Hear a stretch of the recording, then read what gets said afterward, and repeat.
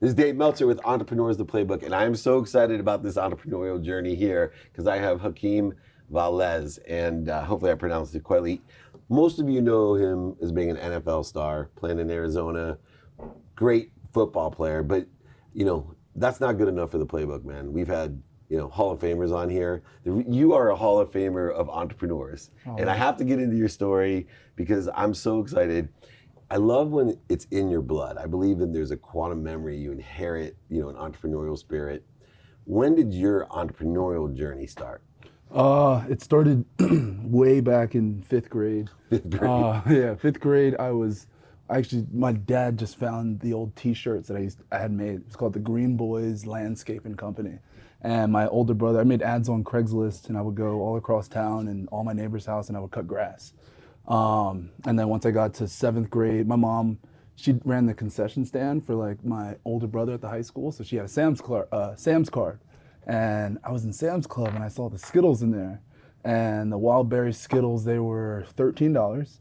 And I was like, there's 36 bags of Skittles in here. And everywhere I go, Skittles are at least $1. So I had my mom start to buy me boxes of Skittles, and I would go to school with 2 backpacks, one with my Skittles in it, one with my books in it, and I'd sell them for $1 and make about $23 per box of Skittle, and that's how I bought my first cell phone.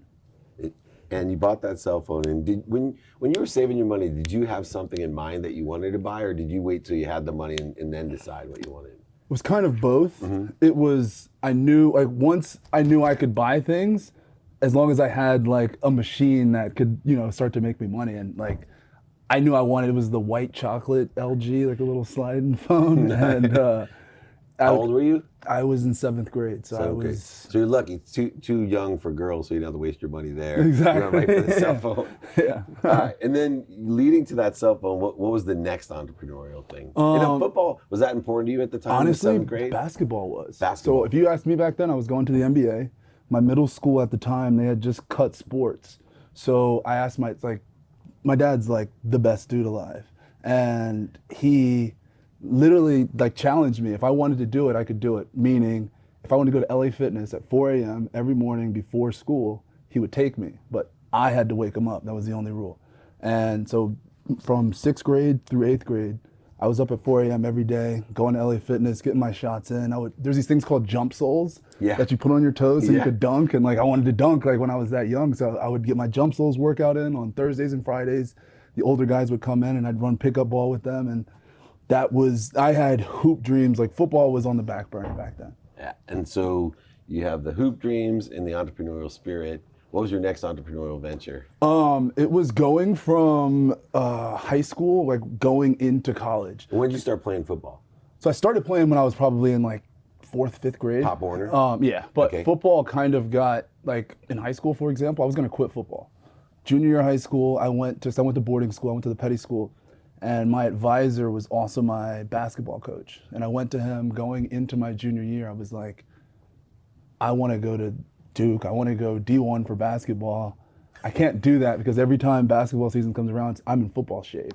And I'm the guy who's always dragging, and it feels like my lungs are on fire because I'm still in football shape. And all the guys get to run pickup. Once again, proving that basketball players overall well-rounded athletes. Oh my gosh, unreal. Right, yeah. And so he was like, honestly, football teaches you things I can't teach you on the court. So stick with it for one more year. Your junior year, if you really don't like it, you can quit, and your senior year we'll focus on getting you into college for basketball. And junior year was my breakout year, and being self-aware, I realized there was a lot of letters coming in for football and nothing really coming in for basketball. Krzyzewski wasn't banging down your door, right? No. And I realized I was going to be able, if I was going to go What position did you play? I played wide receiver and quarterback. And quarterback. Yeah, and it was going to my senior year, I had tore my labrum, and I didn't get to play anything my senior year. Tore my labrum. Which happens, right? Kids are highly recruited their junior year and then get hurt. Every school dropped me. So now you have an entrepreneurial it actually happens right around then. Yeah. So every school dropped me, and I decided on Monmouth University. It was the only school that gave me a scholarship. And that summer, my little brother, he broke his iPhone 4 for the 10th time. And my dad was like, I'm not fixing it anymore. So I went on YouTube and I was like, let me just check this out and just see. It was YouTube is starting to really you can find a lot of do-it-yourself instructional stuff. That was like that's the what hot old thing. people still use it for. And there was like 30-minute videos like showing exactly how to fix a phone, and I was like, whoa. And I go on Amazon.com, and it was like, this is literally probably like a month before Prime came out. Because I was remember it's an iPhone 4, so we can put the timeline. Yeah, you can put the timeline together, definitely. We don't see many of those around anymore. And screens were like $25, and I was like, you go to the mall and it's in between like 80 and $120 to get it fixed, and I was like, there's a market here. And like, I fixed this phone. It took like 6.5 hours, and when I pressed the lock button on the side and it worked, I was like, I've got a business here. And I remember I fixed one of my friends from high school. She had broke her phone, and she wasn't going to be there, so I was going to be by myself. And this is like the second phone that I was going to fix, and it took me like another 4 hours. And I was like, all right, I got to actually get good at this. So I took my phone out, literally, until I showed up on campus. Every day I was just taking my phone apart, putting it back together, taking it apart, putting it back together. So you're working out for college football and fixing phones, practicing fixing phones. And as soon as I stepped on campus. How fast did you get before school started? Probably about 15 to 20 minutes. I could do it in a moving car. I can do it. Wow. I could do it anywhere. All right, good, because my phone's broke. All right, so now you go to Monmouth. In that time, now that you got hurt, are you thinking pro football, or you just want a free education? So I wanted to go, because like that year not being able to play, that spring when I finally got healed, I really got to train, and like my first time not playing a sport, basketball or football. And I had NFL dreams then. It's funny, I have this letter that I wrote to myself when I did honors theater my senior year. And we had to write like letters to ourselves, like, who's your best friend right now? Who's your crush right now? And then it was like, what are you gonna be doing 5 years from now? And I said I was gonna be in the NFL playing wide receiver. And like, I really wasn't the guy in high school, but like I was bold enough and like thought that I could do it. And I finished my rookie year, and I got this letter from my high school. And like, most of the time you think like, from a boarding school, it's like, give money type of letter, but it was handwritten. I was like, kind of weird, caught my eye, open it up, and it's like a letter to myself, and like it had that on there. That's pretty so cool. So you get to school though, and you think you're going to be a pro football player, you're working hard, but you actually start the iPhone business. Yeah. And it was... How'd that go? It was awesome. I mean, I fixed 3, 4, 5 phones a day. It was all word of mouth and Twitter and a little bit of Craigslist. And then as I was fixing them, I realized that I had all these, I didn't throw out any of the cracked screens. And I realized there was this recycle company in Alabama that would take my cracked screens, give me $5 per cracked screen. And I was like, whoa, how many people actually know about this? So I went to every iPhone repair shop, probably like 30 miles from my school. And I literally negotiated with them to sell me their cracked screens for $2.50. And I was literally in my dorm room, boxing up like thousands of cracked screens and shipping them out to Alabama and making $5 per screen. And how much money do you think you made in total? A lot. What'd you do with your money? I mean, most of it was, I was just self-sufficient. Like I never asked my parents for $1. Like, and they knew you were selling phones. Well, you know, selling phones, they knew at the same time. So my degree was business with a concentration in real estate. The girl I was dating at the time, her dad had just started a house flipping business. He took me under his wing. We flipped about 10 houses in North Jersey from like my freshman year to my junior year, and then we broke up. Did you ask him to help you? It was kind of a, I mean, he knew that was my major. I'm like, I want to get into this. He was just getting started, and he was just like excited to have someone young. I did everything for him. Repeat that, because this is where I think most young entrepreneurs, college students fall down, is that there's so many people out there have these great dreams, technology, real estate, all types of different areas, and they get this opportunity that someone is a mentor, and they're just afraid to say anything. When meanwhile, this guy is like so excited that someone's actually interested in what you're doing, and they think you're smart. Because guys my age, all they hear all day from their teenage kids is that we know nothing. And then here's a teenage kid going, I want to do exactly what you want to do, and can you teach me? I think you're a genius. Absolutely. Right? And so I just want to reiterate that no matter what age you are, I believe you should always find someone it's so real that does it, which is part of the reason our relationship, right? I have a lot of experience, and I see what you're doing as we get into it even further in 100%. Real estate. So you're playing at Monmouth, and I guess instantly you're a superhero there? No. So, and actually to go back, I wanted to double down on what you just said. You also got to be willing to eat dirt. Because like, I wasn't doing shovel shit. Same thing. I wasn't doing the glamorous, $1 million house flipping HGTV show. It was not only was I helping him with that, he owned a printing shop. And I did all the legwork for him in the shop. So he could do the high level work for the flipping business. So I was, instead of hiring a delivery man, I took his pickup truck and I was taking, I think one of his contracts was the Port Authority in New York. Yeah. So I'm dropping stuff off there. I'm dropping stuff off at post office. I'm dropping stuff off here. Handwriting all of our direct mail stuff that we were doing for the houses we wanted to flip. Instead of mailing it, you couldn't put it in their mailbox, but you could drop it in their actual doors. I would drop it in the doors of the people that we wanted to mail and buy their houses from. Yeah. But it was really, really eating the dirt. But going back to being the man at Monmouth, I was far from it. I rode the bench for 3 years. Was that frustrating? Because you, first of all, are at a school that is probably smaller than you should have went to, and then you rode the bench for 3 years while you're, exploring this entrepreneurial. You're a good student. You're really motivated. What was it that kept you playing? I think it was just ultimately just trusting the process, like knowing that I have a 5-year window.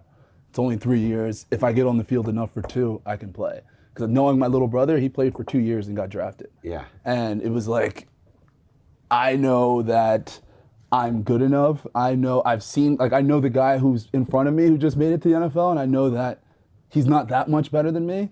And it was just more of just trusting it, like legitimately trusting it, and like watching. I mean, it's hard. You watching your friends who you came in with who aren't playing too, they transfer and they go somewhere else and then they go play. Yeah. And then the other guys, they get kicked off the team, they get in trouble and things like that happen. It's really hard, but.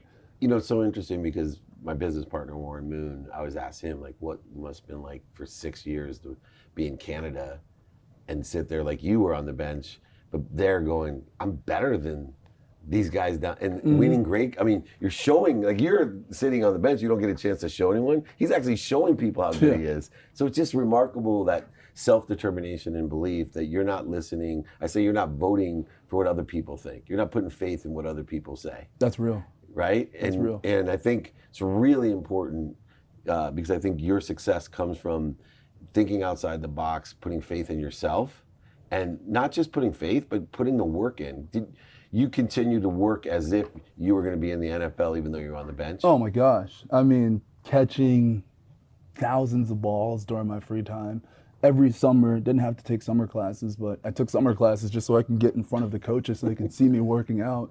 Otherwise, they wouldn't be able to see me. And doing that for 3 years and not playing each year, it's pretty rough. That's awesome. And then you get your break. You get to play. Well, I got that break. It was mainly just because I made the switch. I got the break because it came down to the point where it's like, I might not even be making to the NFL, but I wanted to get a master's. I wanted to get my MBA because I knew I was going to graduate in 4, and that if I could squeeze in as many credits as possible in my 5th year, I could do it. And I made the switch from wide receiver to tight end so I could get my MBA, because I realized we had a tight end who got a concussion, and I was like, I think I can be able to get on the field because I'm fast enough and I'll eat enough food to get there. I mean, I was a lot. I put on about 30 to 40 pounds in a month. Yeah. I was eating 5 slices of pizza with every meal. I'd eat hard-boiled midnight. Hard-boiled eggs with cottage cheese, like every meal. It was disgusting, but I put on the weight. And first game, I got my first catch. Second game, got my first touchdown. And like third game and on, I started. And then it was all said, and you ended up playing in the NFL. And this is where it gets interesting to me, because a lot of guys put their business acumen and their business knowledge and their business pursuits on hold, which I think is okay.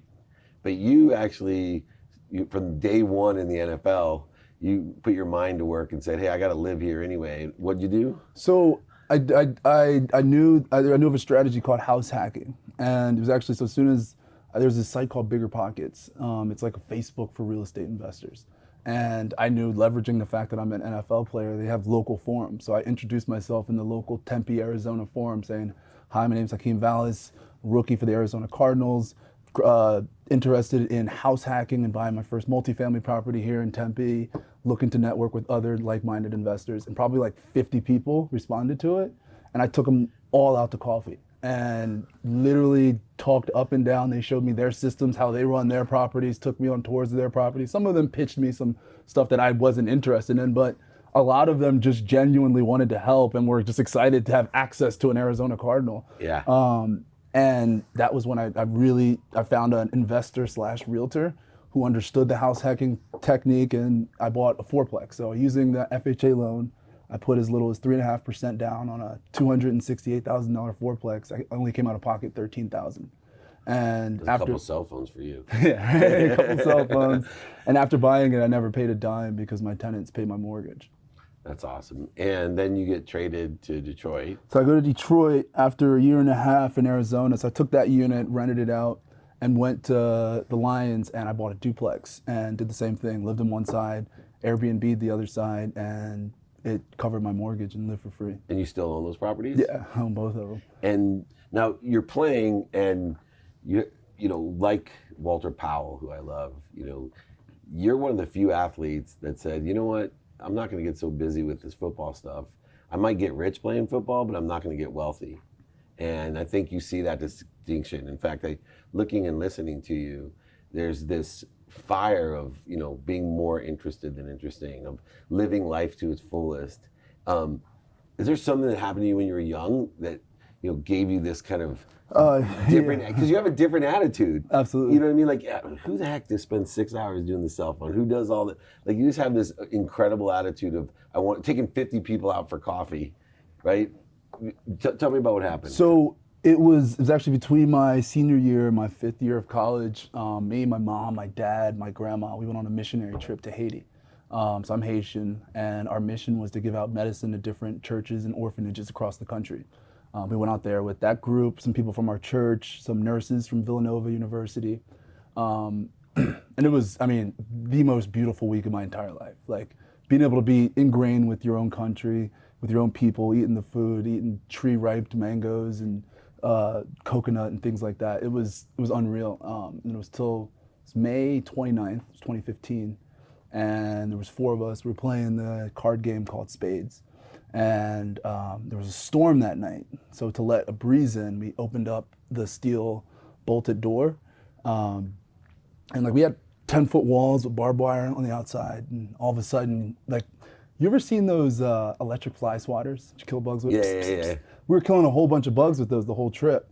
And all of a sudden you hear this loud pow. And like, my initial reaction is who's hitting the fly swatter at 2:30 in the morning? I was frozen. Yeah. There was this guy sitting across the table from me, his name's T. He realizes what's happening. It was a gunshot. And all of a sudden you see a foot kick through the front door. And 8 guys storm in. And T jumps across the table, tackles me out of my chair. And like, that guy who shoots through the door got scared and shoots point blank at us. And because he tackled us, we're on the ground, and the gunshot went right into the wall. And they flip over the table. There's a girl next to us, and she had a shawl on. They rip it into pieces. We all get hog-tied, so hands tied behind your back, feet tied at your ankles, hands tied at your feet, and blindfolded. And they went room to room and stole everything. They punched one lady in the face, attempted to rape another lady and failed. There was a pastor who was staying with us, and if you didn't know where his bedroom was, you'd have never looked there. So he was hiding under his bed, and he calls the police, like, send help, we're under attack. And the cops go like, where are you guys located at? Nope, we don't come to that area. Click, and just hang up on him. And so then he calls the next door neighbor. He says, go outside with your gun and just empty the clip out in the air. So all of a sudden outside, so from my perspective, I don't speak Creole. I don't know that conversation's happening. And outside you just hear like all these gunshots going off. And I'm thinking like, the country's under attack, like there's a war going on. I have no idea what's happening, and I'm blindfolded. And after those shots, we thought the bandits had scurried off, but on our compound had our house, and then it had a small medical clinic, and they were in the medical clinic stealing all of our medical supplies and things like that. And at that moment, so my dad, who's 20 years ex-military, 5 years military, 20 years state police, unties himself, starts to crawl out to see if anybody got hit by any of those gunshots, closes the steel door, locks it, starts to untie me. And all of a sudden you hear, dome, dome, dome. They're banging on the door again about 40 seconds later. And we're like all trying to be quiet because we're deadbolted in now, so they can't get in. And then they start shooting out the windows. So pss, pss, pss, and like we're just sitting ducks. So my dad's like, okay. Opens the door back up. They rough him up, tie him back up, throw him on top of me, go through the house again. And probably about an hour or so later, you finally hear sirens going off in the distance. The bandits, they scurry off. The cops, they come. They were there for 5 to 10 minutes, told us, take pictures on your phones and bring them by the station if you want, and good luck, and left. And I started grad school 3 days later. And from these awful experiences, we learned valuable lessons. What was the lesson that you learned? I mean, ultimately, the value of life. Like, you know, it almost, like, to start, it almost seemed like a joke, like it was happening. Like, it literally seemed unreal. Like, we're here helping these people. It didn't make sense to me. We're here helping these people in this country, and we're being robbed. But then it came to a point where I ultimately came to peace with the fact that I was going to die. I was super happy because my little brother, he had actually just gotten drafted this is May of 2015, he got drafted in April. And I was just happy that he wasn't there. And he was already out in Oakland doing his rookie mini camp and all that stuff. And he was gonna be able to live on his dreams. And literally me, my mom, my dad, my grandma, we were all gonna die.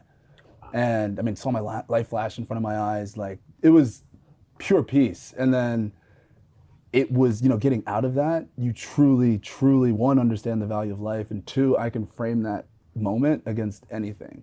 Meaning nothing is as worse as being tied up, covered in your own piss in a third world country and knowing you're about to die. Like, I never ran a marathon in my life. I could run one tomorrow because I know I wouldn't stop, because all I gotta do is just think about, you're not dead, just keep running. And like, Right. That's how I got to the NFL. That's how I've gotten to where I'm at this point in my life. Last question, with all of that behind you, there is that one decision that you ended your career, you still could have played. 100%. Right, 100%. I'll tell you, as an agent and someone that follows this stuff, you could have played, and you're one of the few guys, and it wasn't that you had concussions, neck injury or something, but literally, what was it that said to you, you know what, I want to be wealthy.